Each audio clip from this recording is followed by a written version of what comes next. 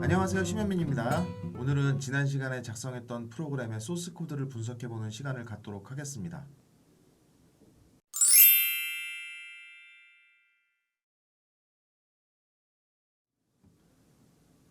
보시는 화면은 지난 시간 작성했던 프로그램의 가장 핵심이 되는 파일인 main.c 파일이 되겠어요.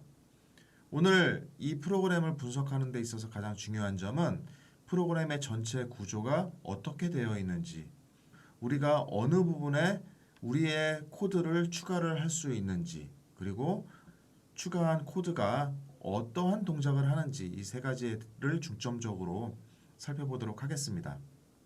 먼저 이 전체 프로그램의 구조를 한번 살펴보도록 할게요. 아시는 바와 같이 슬래시 에스테리크 열기, 그 다음에 에스테리크 슬래시 안에 들어가는 내용들은 주석, 즉 커멘트라고 해서 프로그램 코드가 동작하는데 아무런 영향을 미치지 않는다라는 것을 알 수 있죠. 지난 시간에 어떠한 특수한 역할을 하는 텍스트들은 색깔이 바뀌는 것을 볼 수 있었는데, 그러한 기능을 우리는 하이라이트라고 부른다고 했었죠. 커멘트의 경우에는 녹색의 글자로 보이게 됩니다. 그래서 녹색으로 표시된 글자들은 여러분들이 코드가 동작하는데 어떠한 영향도 미치지 않는다라는 것을 알 수가 있어요. 이 코드의 맨 위에는 여기서부터 여기까지 블럭을 잡았는데요. 이 부분들은 코드가 아니고 주석으로 되어 있는 것을 알 수 있죠. 이 주석은 이 파일의 이름과 이 파일이 어떠한 역할을 하는지에 대한 간략한 소개, ST마이크로일렉트로닉스에서의 권한, 그리고 라이센스 종류들을 간단하게 소개하는 부분으로 되어 있어요. 그래서 이러한 부분들을 우리는 파일의 헤더라고 부르죠. 다음으로 include라고 되어 있는 부분에 샵 include main.h라고 되어 있는 부분이 있네요. include라고 하는 것은 여러 가지 전처리기 중에서 include 전처리기를 작성을 하는 부분입니다. 샵 include라고 한 다음에 뒤에 어떠한 파일명이 나온다라고 하면 컴파일을 하기 직전에 이 위치에 main.h에 들어가 있는 텍스트들을 모두 여기에 복사하는 것과 같은 효과를 가지고 있죠. 기본적으로 include 아래 들어있는 샵 include main.h는 firstproject.ioc, 즉 큐브MX의 코드 제너레이션 시에 자동으로 생성이 됩니다. 그러나 main.h 이외에도 여러 헤더 파일들을 include를 할 경우가 있죠. 그럴 경우에는 이 private include라고 하는 공간에 여러분들이 include 문을 더 써주시면 됩니다. private variables에 보면 HUART2라고 하는 변수가 만들어진 것을 볼 수 있습니다. 다만 여러분들이 여기에서 보시는 UART handle type diff라고 하는 데이터 타입이 생소할 수는 있어요. 그런데 이것에 대해서 여러분들이 지금 걱정할 필요는 없고요. HUART2라고 하는 전역 변수가 만들어진 것을 확인하시면 되겠습니다. 이 HUART2는 이번 프로젝트에서는 사용하지 않아요. 다음으로 void sysclock_config void mxgpio init void mxusart2 uart init 이렇게 세 개의 함수의 원형이 만들어져 있죠. 이 함수들은 메인 함수 아래에 생성이 되어 있습니다. 자, 이제 메인 함수를 만나게 되었네요. 자, 메인 함수에서 가장 먼저 실행하는 구문은 har_init 이라고 하는 함수입니다. har_init 이라고 하는 함수는 주변 장치들을 초기화하고요. 이 안에 들어있는 내장 플래시 그리고 C스틱 등을 초기화하는 역할을 수행을 합니다. 이 함수의 형태를 보고 싶으시면 이 함수에서 오른쪽 클릭을 한 다음에 Open Declaration 또는 기능키 F3번을 누르시면 이 함수의 위치로 이동을 하는 기능이 있습니다. 이 har 언더바 init은 stm32f4xx 언더바 har.c 이 위치에 함수가 위치하고 있고요. 좀 다소 복잡한 내용이 들어있기는 하지만 여러분들이 이 내용을 지금 당장 다 이해해야 되는 것은 아니니까요. 이러한 것들이 있다 정도까지만 아시면 될 것 같고, 주석을 읽어보시면 어떤 기능을 한다는 것을 대략적으로 설명을 해주고 있습니다. 다시 main.c로 넘어가겠습니다. 다음으로 system clock 언더바 config 함수를 실행을 합니다. system clock 언더바 config 함수는 이 메인 함수의 아래에 코드가 구현이 되어 있습니다. 코드가 구현이 되어 있다고 하더라도 여러분들이 직접 이동을 할 수가 있는데, 아까처럼 기능키 3번을 누르시거나 아니면 오른쪽에 아웃라인에 보시면 system clock 언더바 config라고 하는 파일의 이름이 써져 있는 것을 보실 수 있어요. 이 부분을 여러분들이 클릭을 하셔도 돼요. 자, 이렇게 클릭을 하시면 이 system clock 언더바 config라고 하는 함수로 이동을 합니다. 이 함수가 동작하는 것은 클럭을 어떠한 클럭을 사용할지, 즉 클럭 소스에 대해서 설정을 하고 클럭을 몇 헤르츠로 동작시킬지에 대한 설정들이 이 안에 들어가 있습니다. 길게 나와 있는데, 자, 클럭에 대해서 쭉 설정을 하는 함수니까 이 부분은 나중에 큐브MX 쪽에서 좀 더 자세하게 살펴보도록 할게요. 자, 다음으로 mx 언더바 gpio 언더바 init이라고 하는 함수와 mx 언더바 usart2 언더바 uart 언더바 init이라고 하는 함수가 있습니다. 이것들은 각각 gpio 그리고 usart의 uart를 초기화하는 함수입니다. 물론 여기에서는 사용하지는 않을 예정입니다. 자, 다음으로 while문을 볼 수가 있습니다. while문은 소괄호 안에 값이 참이면 중괄호에 있는 내용을 실행을 하고 다시 while문으로 가죠. 그리고 값이 거짓이면 이 중괄호 바깥으로 빠져나갑니다. 그런데 while문의 소괄호 안에 1이라고 하는 값을 넣었다라는 얘기는 여기에서 빠져나올 방법이 없는 거예요. 이 중괄호 안에서 브레이크와 같은 구문을 쓰지 않는 이상은 이 바깥으로 나가지 못합니다. 그래서 while문의 소괄호 안에 1을 집어넣고 이 중괄호 안에 있는 값을 계속 무한하게 반복 동작시키는 방법을 우리는 무한 루프라고 불러요. 이 코드에서는 무한 루프가 자동으로 만들어져 있고요. 여기에 이전 시간에 printf문과 har delay라고 하는 함수를 이용을 해서 무한 루프에서 반복적으로 동작하는 구문을 작성을 해준 것입니다. 아까 봤던 system clock 언더바 config 함수, 그리고 아까 잠깐 지나쳤던 mx usart2 언더바 uart 언더바 init 함수, 그리고 mx 언더바 gpio 언더바 init 함수, 이렇게 구현이 되어 있고요. 다음으로 우리가 구현했던 언더바 언더바 io 언더바 부차 함수, 끝에는 에러 핸들러라고 해서 이것은 지금 당장은 별로 중요하지 않은데 나중에 인터럽트를 사용을 할 때 인터럽트에 에러가 발생을 했을 때 이 함수로 점프를 하게 됩니다.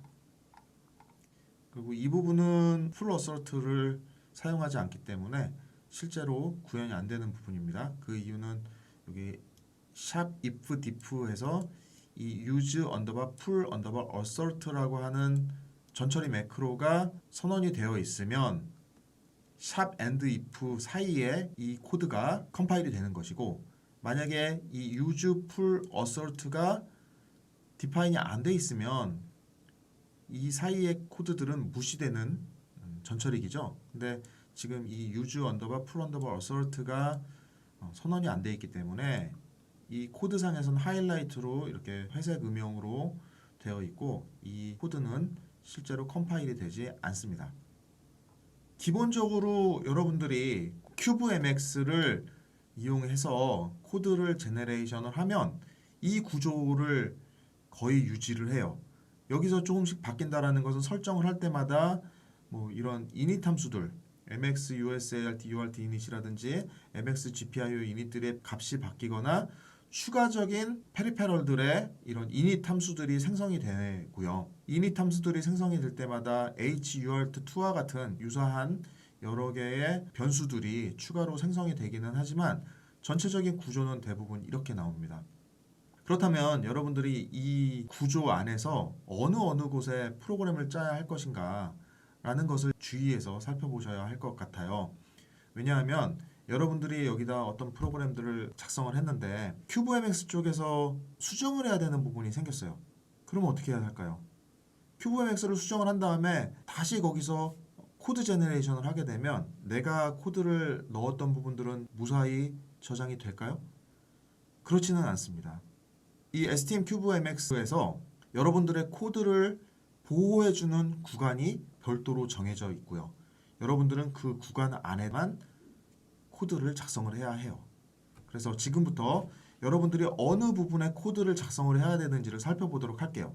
자, 여러분들이 코드를 작성해야 되는 부분들은 항상 주석으로 되어 있고, 주석에 유저 코드 비긴 그 다음에 어쩌고 저쩌고 라고 써 있고, 유저 코드 엔드 어쩌고 저쩌고 라고 써 있고, 이 비긴과 엔드 뒤에 있는 단어가 동일해야만 돼요. 그 사이에 작성하는 코드만 새로 코드를 제너레이션을 하더라도 지워지지 않고 보존이 되는 거예요. 이 코드에서 쭉 살펴볼게요. 유저 코드 비긴 헤더와 유저 코드 엔드 헤더 사이에 여러분들이 코드를 작성을 할 때 없어지지 않아요.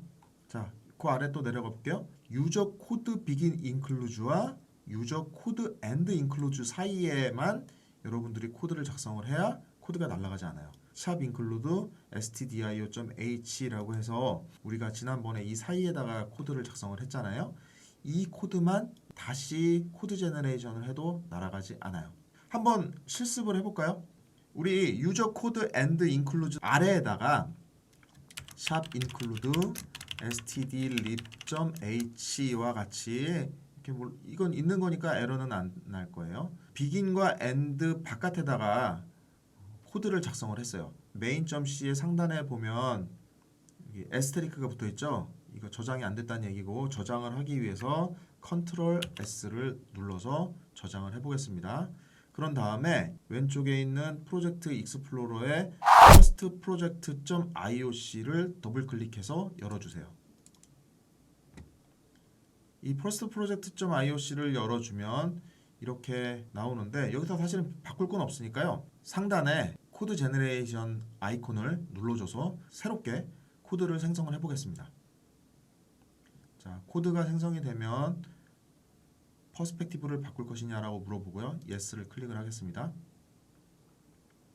자, 여기 보시면 샵 include.h가 있었는데 코드 생성이 완료가 되면요. 이건 제가 지운 게 아니고요. 자동으로 없어진 거예요. 즉, 여러분들이 프로그램을 작성을 하다가 아무데나 프로그램을 해도 되겠지라고 해가지고 코드를 작성을 했다가 어떤 수정사항이 발생했을 때 굉장히 난감해지는 경우가 발생할 수 있으니까 항상 조심해야 합니다. 자, 그 다음에 유저 코드 비긴 ptd와 유저 코드 end ptd. 자, 유저 코드 비긴 pd와 유저 코드 end pd 사이, 이런 곳이 여러분들이 코드를 작성을 해도 좋은 곳이에요.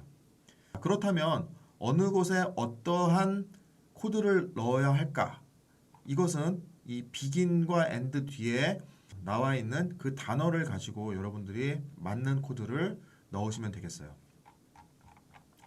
자, 먼저 유저 코드 begin 헤더라고 되어 있네요. 헤더에는 추가적으로 설명을 해야 되는 부분들, 그런 것들을 주석으로 넣어주는 것들이에요. 예를 들어서 16번째 줄 아래에서 한 번 더 넣어볼게요. 여기는 뭐 한글로 써도 상관없어요. 어차피 이건 주석이니까.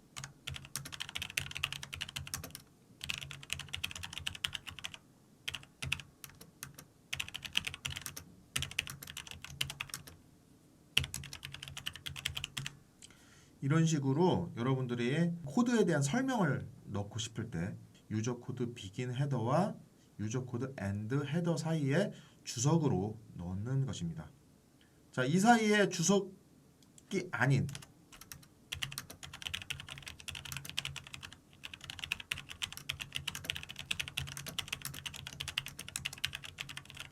이렇게 집어넣게 되면 이거는 에러가 뜨는 거예요. 유저 코드 begin 헤더와 end 헤더 사이에 들어가는 구문들은 코드를 집어넣는 것이 아니라 주석을 집어넣는 것입니다. 다음으로 유저 코드 begin include와 유저 코드 end include 사이에는 이렇게 샵 include 전처리기를 넣습니다. printf를 사용하기 위해서는 stdio.h 헤더 파일이 include 되어야 한다는 것은 여러분들이 C 언어를 배울 때 배웠을 거예요. 지금 보시는 것과 같이 샵 include stdio.h는 이 main.h 아래에다 넣게 되면 큐브MX의 코드 제너레이션을 새로 했을 때 없어지는 문제가 발생을 하고요. 반드시 샵 include 전처리기들은 이 유저 코드 begin, 유저 코드 end include 사이에다 작성을 해주셔야 합니다. 다음으로 private type diff는 private type diff라고 해서 ptd라고 써 있어요. 여기에는 type define 전처리기들을 작성을 해주는 것이죠. 예를 들어서 우리가 bool이라고 하는 데이터 타입을 만들고 싶어요. 자, 그럼 어떻게 만들면 좋을까요? enumeration을 가지고 한번 만들어 볼까요? type diff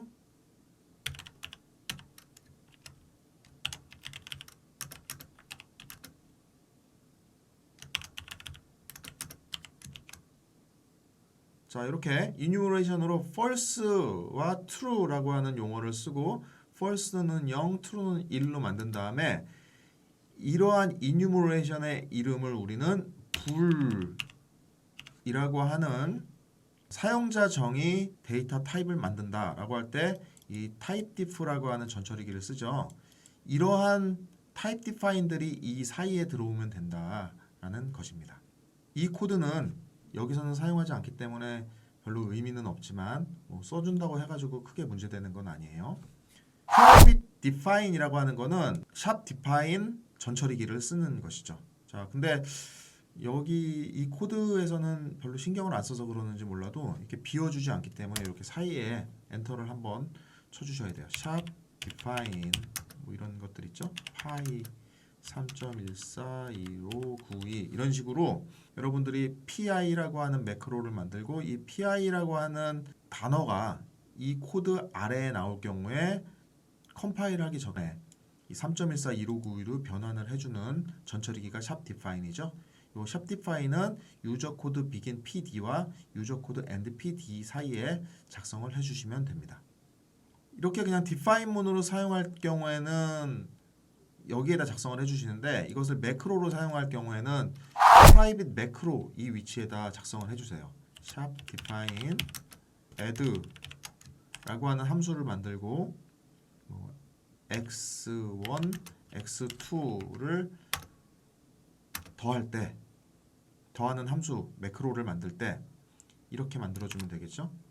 x1 더하기 x2 이러면 add 한 다음에 어떤 값을 집어넣게 되면 x1과 x2를 더한 값으로 치환을 하는 것이 바로 매크로죠. 그래서 이 매크로는 이 위치에다가 작성을 해주시면 됩니다. 다음으로 여러분들이 전역 변수를 만들 경우에는 유저 코드 begin pv와 유저 코드 end pv 사이에다가 만들어 주시면 돼요. pv는 private variables라고 하는 용어의 약자입니다. 여러분들이 여기에다가 어떤 뭐 int x 뭐 이런 식으로 만들어 주시면 이 x는 전역 변수 x가 되는 것이죠. 그래서 여기에다가는 전역 변수를 만들어 주실 때 사용하시면 되겠습니다. 다음으로 private function prototype이라고 하는 것은 여러분들이 만든 사용자 함수의 원형을 작성하는 곳이에요. 자, 함수의 원형이라고 하는 것은 함수는 기본적으로 함수의 이름, 함수의 파라미터 또는 아규먼트, 그리고 함수의 리턴 값으로 구성되어 있고 추가로 함수의 몸통이 있죠. 그런데 이 원형이라고 하는 것은 함수의 리턴 값, 이름, 아규먼트의 데이터 타입까지는 작성을 해주시되 몸통은 작성하지 않는 거예요. 몸통은 이 아래에다 작성을 할 거예요. 몸통을 작성하지 않는 대신에 세미콜론을 붙인 형태를 함수의 원형이라고 부르죠. 함수의 원형을 사용하는 이유는 함수가 정의되지 않으면 그 함수를 사용할 수 없는데 우리가 메인에서 이 시스템 클럭 언더바 컴피그 함수를 사용하려고 하면 메인 함수보다 위에 있어야겠죠. 그런데 메인 함수 위에 이렇게 작성한 함수들을 다 만들어 놓게 되면 프로그램이 메인 함수가 거의 맨 아래로 내려가야 하고 호출하는 순서에 맞춰서 함수의 위치를 다 설정을 해줘야 돼요. 근데 그렇게 하면은 가독성이 떨어지기 때문에 이런 프로토타입을 이용하는 것이죠. 프로토타입을 이용하면 함수가 있다라는 선언은 해줍니다. 다만 함수의 정의는 뒤에 가서 해주는 것이죠. 그렇게 하더라도 이 함수가 있다라는 것과 이 함수의 입출력 관계는 이 프로토타입을 통해서 알 수 있기 때문에 우선 사용을 할 수 있고 컴파일 이후에 링크를 할 때 이 함수를 직접 연결을 해줄 수 있게 되는 것이죠. 여러분들의 함수를 만들게 되고 함수의 프로토타입을 작성을 하고자 할 때는 유저 코드 begin pfp와 유저 코드 end pfp 사이에다가 작성을 해주시면 됩니다. pfp는 private function prototype의 약자가 되겠습니다. 그 밖에 코드들을 작성을 해야겠다라고 하면은 유저 코드 begin 0와 유저 코드 end 사이에다 추가적인 코드를 작성을 해주셔도 좋습니다. 여기에다 사용자 함수를 작성해 주셔도 좋고요. 제 경우에는 메인 함수 아래에다 사용자 함수들을 작성을 하기 때문에 여기에다 작성하지 않고 아래쪽에다 작성을 하는데 이것은 프로그래머들의 개성들을 존중하는 차원이 아닐까 싶어요. 이제 메인 함수로 들어갑니다. 메인 함수에도 유저 코드 비긴과 유저 코드 엔드가 여러 개가 있어요. 먼저 유저 코드 비긴 1과 유저 코드 엔드 1은 할 언더바 이닛 함수를 실행하기 전에 만들어야 할 코드들을 여기다 작성을 해요.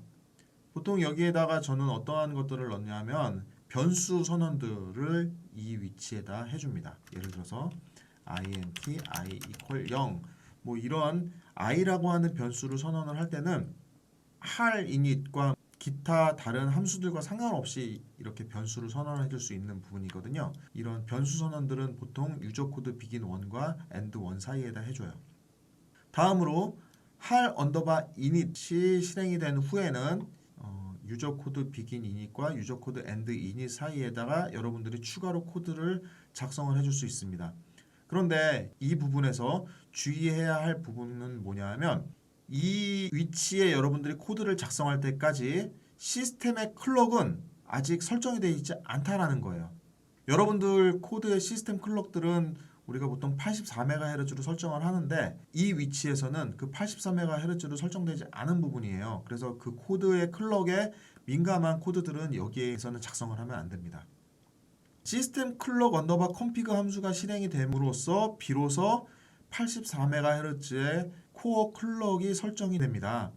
그 시스템 코어 클럭이 실행이 된 이후에 동작이 될 코드들은 유저 코드 begin sysinit과 유저 코드 end sysinit 사이에 작성을 해주시면 됩니다. 그런데 이 유저 코드 begin sysinit과 유저 코드 end init은 아직 어떠한 주변 장치도 초기화되지 않은 상태에서 동작이 가능한 것들만 써줘야 해요. 아직은 GPIO라든지 UART와 같은 통신 장치들은 초기화가 되지 않았기 때문에 이러한 주변 장치들을 사용할 코드들은 여기에 위치하면 안 됩니다. 다음으로 주변 장치들에 대한 초기화, GPIO의 초기화, init은 initialize 초기화의 약자가 되겠죠. UART의 초기화가 이루어지고요. 주변 장치들을 다 사용하면서 무한 루프로 들어가기 전에 작성을 해야 될 설정 코드들은 이 유저 코드 begin to와 유저 코드 end to 사이에 작성을 하게 됩니다. 저 같은 경우에는 아까 위에 메인 함수 위에 유저 코드 begin 1과 end 1 사이, 그리고 유저 코드 begin 2와 end 2 사이를 굉장히 많이 사용을 해요. 그래서 유저 코드 begin 1과 end 1 사이에는 변수의 선언, 유저 코드 begin 2와 유저 코드 end 2는 주변 장치들을 이용한 기본적인 초기화들이 위치하게 됩니다. 이제 무한 루프로 갔네요. 자, 무한 루프로 작성을 해야 할 수 있는 부분은 이렇게 보면은 이 102번째 줄일 것 같은데 여기는 작성을 하면 안 돼요. 왜냐하면 begin과 end 사이가 아니고 end와 begin 사이인데 end와 begin 사이는 아무런 의미가 없어요. 여기에는 절대 작성을 하면 안 됩니다.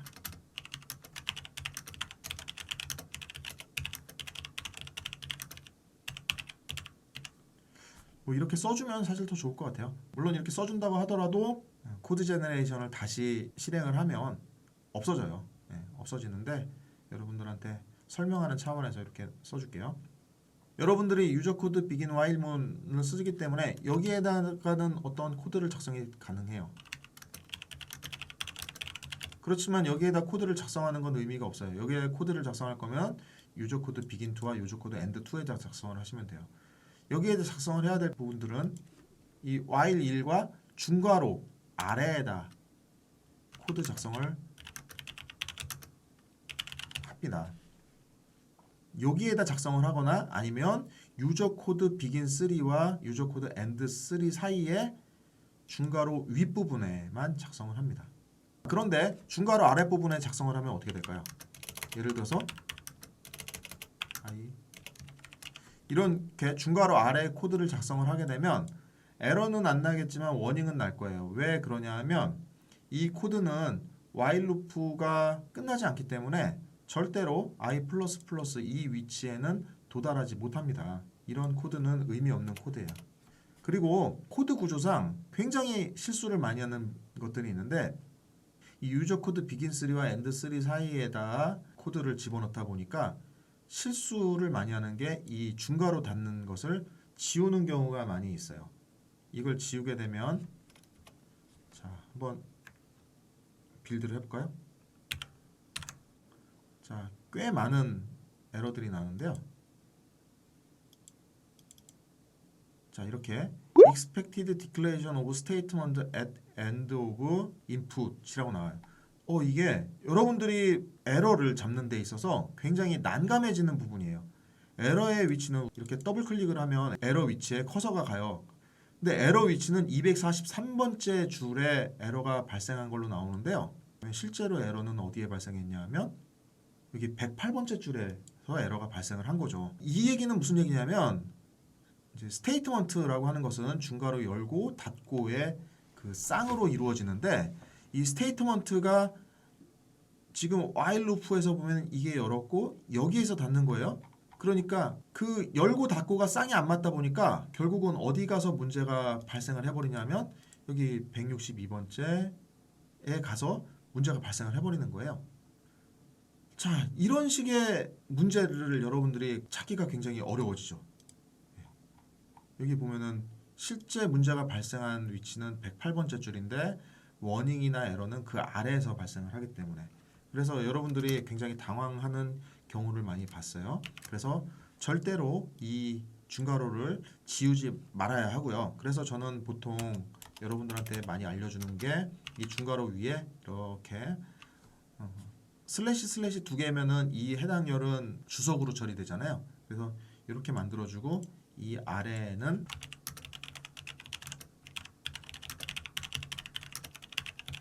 코드를 작성하지 않도록 만들어주는 이런 방어선을 하나 만들어줍니다. 그래서 이 방어선 위에서만 코드를 작성하도록 설명을 하고 있어요. 자, 그래서 유저 코드 end 3까지 가면 이 메인 함수의 모든 코드들은 작성이 다 완료가 되는 거예요. 나머지는 함수의 형태로 메인 함수에서 호출하는 형태로 구성이 되겠죠. 여기 워닝이 뜨는 거는 아까 에러를 일부러 발생한 상태에서 컴파일을 했기 때문에 그런 거고요. 다시 빌드를 하면 그런 워닝들이 다 사라집니다. 아직 워닝이 하나가 남긴 남았죠. 그건 뭐냐면 i라고 하는 변수를 선언을 해줬는데 이 i를 사용하지 않기 때문에 발생하는 워닝이에요. 옆에 있는 삼각형에다가 마우스 포인터를 갖다 놓으면 설명이 나오죠. unused variable i, 예, unused 사용하지 않는 변수 i라는 설명이 나와요. 자, 다음으로 쭉 내려가 볼게요. 시스템 클럭 언더바 컴피그 쪽은 사용자가 건드릴 수 있는 부분이 없어요. 다음으로 UART init에 보면 사용자가 추가로 설정할 수 있는 코드 구문을 만들어 놓기는 했어요. 잘 사용하지는 않는데 UART2 언더바 init 0, UART2 언더바 init 1, UART2 언더바 init 2 이렇게 세 군데 위치에 사용자가 추가적인 설정을 할 수 있는 부분을 남겨놓았고요. MX GPIO init의 경우에는 사용자가 추가로 코딩을 할 수 있는 부분을 남겨놓지는 않았어요. 다음으로 유저 코드 begin 4와 유저 코드 end 4 사이는 사용자 함수를 작성하는 곳으로 즐겨 사용하는 구간이에요. 메인 함수보다 아래에 있고 기본적으로 생성되는 함수보다도 아래에 있고요. 그래서 이 위치에다가 사용자 코드를 작성을 해놓습니다. 자, 여기에서 작성했던 것은 언더바 io 언더바 푸차 함수를 만들었었죠. 그 아래 있는 에러 핸들러는 여러분들이 작성할 수 있는 내용이 없습니다. 자, 이렇게 유저 코드 비긴과 유저 코드 엔드 사이에 여러분들이 코드를 작성할 수 있는 공간을 만들어 놨고요. 여러분들은 그 사이에서만 코드를 작성을 해야 하는데 그것만으로도 여러분들이 할 수 있는 모든 코드들을 다 작성을 할 수가 있어요. 그 밖에 추가로 필요한 코드들은 헤더 파일과 소스 코드 파일을 새로 만들어서 작성을 하셔도 크게 문제는 없습니다.